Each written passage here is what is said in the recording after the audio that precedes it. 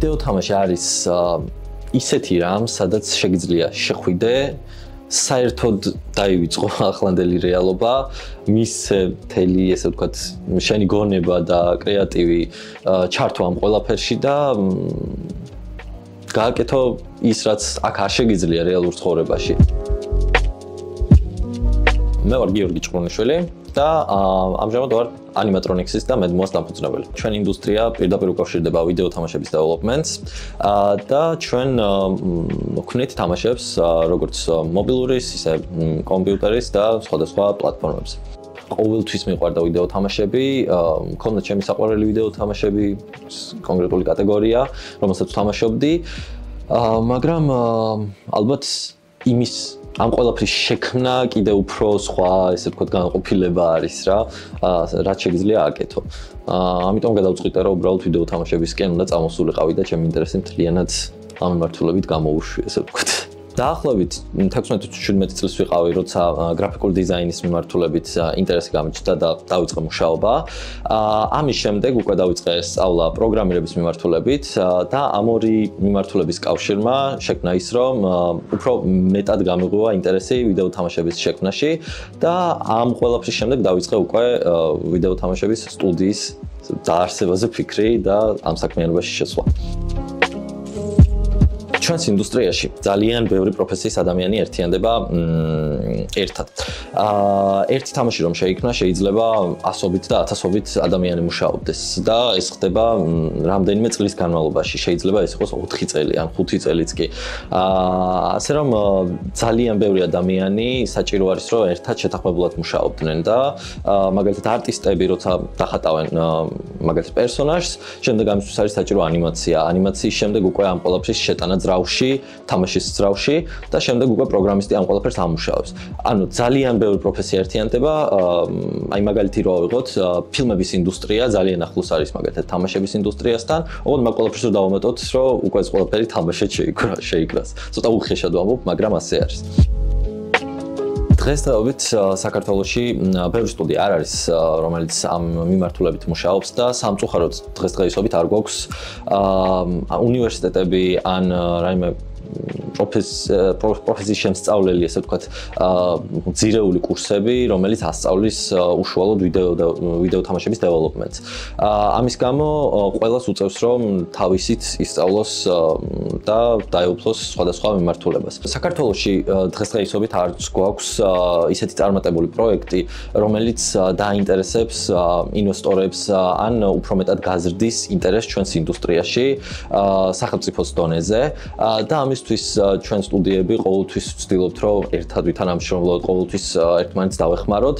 გავაკეთოთ ღონისძიებები, როგორებიც არის მაგალითად Game Jam-ი, მაგალითად ბოლო პერიოდში გქონდა რამდენიმე შეხვედრა ხალხთან, ვინც დაინტერესებული იყო ამ ინდუსტრიაში, მაგალითად როგორ ხდება 2D პერსონაჟების შექმნა მაგალითად, ასევე 3D გრაფიკების შექმნა ვიდეო თამაშებისთვის. და გვყავს ძალიან საინტერესო სპიკერები, რომლებიც უზიარებენ დაინტერესებულ ახალგაზრდებს და არა მარტო ახალგაზრდებს, როგორ იქნება ესა თუ ის პროდუქტი ვიდეო თამაშებისთვის. გლობალურ ბაზარს შევადაროთ, საქართველოს ბაზარი თითქმის ალბათ არც გამოჩნდება თვითონ სტატისტიკაში. პირველი, ესე ვთქვათ, მოწინავე ქვეყნები არის ამერიკა, რა თქმა უნდა, დიდი ბრიტანეთი, გერმანია, ნიდერლანდები, პოლონეთი არის ძალიან კიდევ განვითარებული ამ მიმართულებით. ჩვენც საქართველოსთან როცა გვაქვს შესაძლებლობა, ყოველთვის ვცდილობთ, რომ ივენთებზე, ღონისძიებებზე დავესწროთ ხოლმე, მაგალითად პოლონეთში, გერმანიაში, სადაც ტარდება ხოლმე ეს ივენთები და დაინტერესებაზე რომ გითხრათ, საქართველოში ძალიან დიდი დაინტერესება არის, ვიტყოდი ახალგაზრდებისგან განსაკუთრებით, რომლებიც ცდილობენ, რომ ჩააბარონ უნივერსიტეტებში მაგალითად და ისწავლონ პროგრამირება ან მაგალითად არტის მიმართულება, ხომ, მხატვრობა. დაინტერესება არის უბრალოდ სამწუხაროდ, როგორც წეგან ვახსენე, არის ის, რომ არ გვაქვს სრული კურსი ვიდეო თამაშების development-ის მიმართულებით. ძალიან ბევრი პროფესიის ადამიანი არსებობს სამმართველობით. იდეიდან დაწყებული, მაგალითად, game designer-ები, რომლებიც ქმნიან ვიდეო თამაშის, ასე ვთქვათ, storylines, რაც ვითარდება შემდეგ უკვე თამაში, მაგალითად, რა პერსონაჟები არსებობს, რა დრო არის თამაში, მაგალითად, ძველი დრო არის და თამაში არის ომზე, ხო, მაგალითად. ასევე ძალიან ბევრი პროფესია არის, მაგალითად, არტის მიმართულებით, მხატვრები, ანიმატორები, მხატვრებსაც უკვე გააჩნია მათ ძალიან იშლება უკვე დეტალები არის. მაგალითად, შეიძლება ადამიანი იყოს, რომელიც მარტო პერსონაჟებზე მუშაობდეს, ასევე შეიძლება მუშაობდეს მხოლოდ გარემოზე. ასევე 2D არტი, 3D არტი, ძალიან ბევრი პროფესია არის აქაც. ასევე ანიმატორები, დეველოპერები, QA ტესტერები, რომლებიც უკვე ამ თამაშებს ტესტავენ შიგნით. ყოველი, ესე ვთქვათ, რევიზიის შემდეგ საჭირო არის, რომ გაიტესტოს, რომ შემდეგ თამაში არ იყოს ბაგები, ანუ ხარვეზები. ამის შემდეგ უკვე მარკეტინგს აქვს ძალიან დიდი მნიშვნელობა და სამწუხაროდ საქართველოში არ გვაქვს გამოცდილება მარკეტინგის მიმართულებით, განსაკუთრებით. შეიძლება თამაში შევქმნათ, მაგრამ მარკეტინგი არის საერთოდ ერთ-ერთი ძალიან დიდი მხარე, რომელიც საერთოდ განსხვავებული რამ არის ვიდეო თამაშებში. Animatronics-ის სახელით ჩვენ დაახლოებით 5 წელი არის რაც ვარსებობთ და დაახლოებით 20-ზე მეტი პროექტი გავაკეთეთ, არა მარტო ლოკალურ ბაზრისთვის, არამედ უცხოური პარტნიორებისთვის. მაგალითად, ჩვენ გვყავს ერთ-ერთი პოლონური სტუდია, რომელთან ერთადაც დაახლოებით 6-7 შეიძლება მეტი პროექტიც კი გავაკეთეთ და ასევე გვიმუშავია სხვადასხვა მიმართულებით, მაგალითად VR პროექტებზე, multiplayer პროექტებზე, mobile თამაშებზე და სხვადასხვა მიმართულებებზე.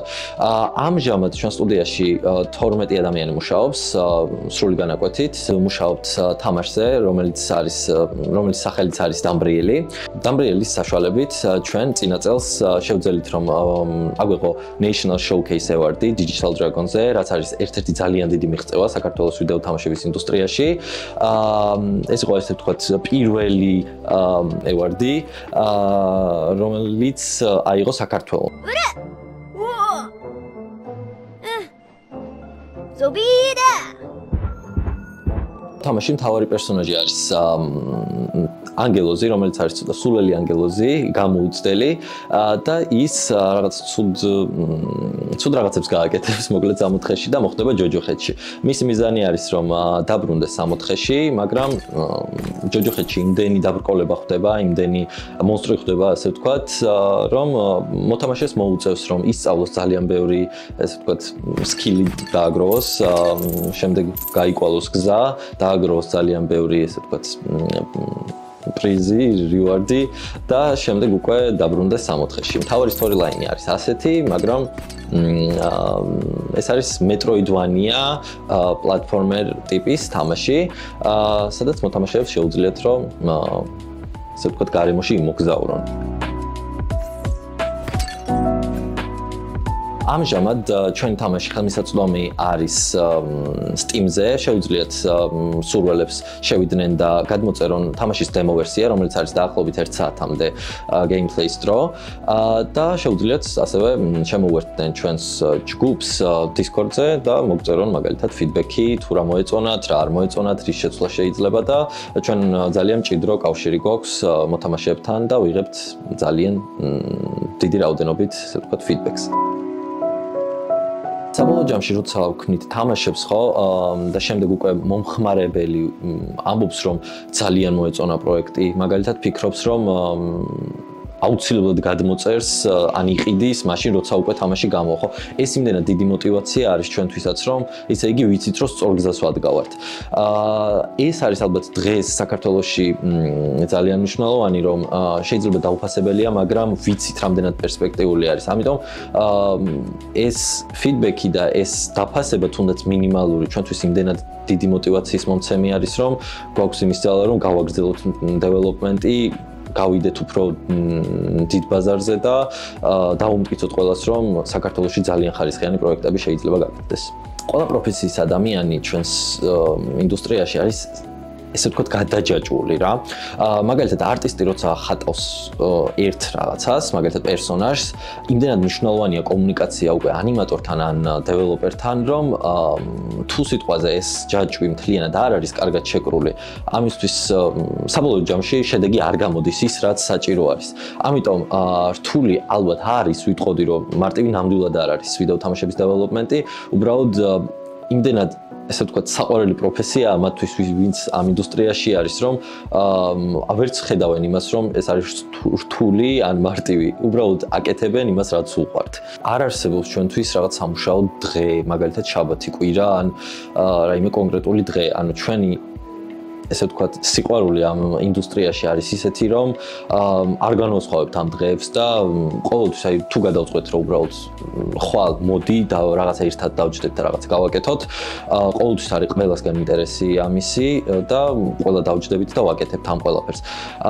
იმდენად გვიყვარს ეს ინდუსტრია, რომ არ ვიცი, ძალიან რთული არის, რომ ამ ინდუსტრიიდან სხვაგან წახვიდე ალბათ. პირადად ჩემთვის ვიდეო თამაშებმა ალბათ ვიტყოდი, რომ ძალიან ბევრი რაღაც შეცვალა. იმდენად ალბათ მოთამაშე არ ვიყავი, რამდენადაც მიყვარდა ის პროცესი, რომ რაღაც შემექმნა. და ვიდეო თამაშები ალბათ არის ერთ-ერთი ის ძალიან მნიშვნელოვანი და ძალიან, ესე ვთქვათ, დიდი რამ, სადაც შეგიძლია, რომ შენი, ესე ვთქვათ, ძალები, ენერგია, ტვინი, კრეატივი, არ ვიცი, ყველაფერი გამოიტანო და ყველაფრის შესაძლებლობა მისცა თავს. ნამდვილად არ ვიცი რა იქნებოდა ვიდეო თამაშების გარეშე დღევანდელი, ესე ვთქვათ, ჩემი ცხოვრება. იმიტომ რომ მე პირადად იმდენად მიყვარს თუნდაც ვიზუალური მიმართულება, მაგალითად, როგორც ვახსენე, გრაფიკული დიზაინერი ვიყავი, ასევე დავიწყე პროგრამირების სწავლა. ეს იმდენ, ესე ვთქვათ, განშტოებას აკეთებს და შემდეგ უკვე უერთდება ვიდეო თამაშებში, რომ არ ვიცი, სად შეიძლება ვიპოვო ისეთი ინდუსტრია, სადაც ეს ყველაფერი ერთმანეთს ისე ერწყმის, როგორც ვიდეო თამაშების შემთხვევაში.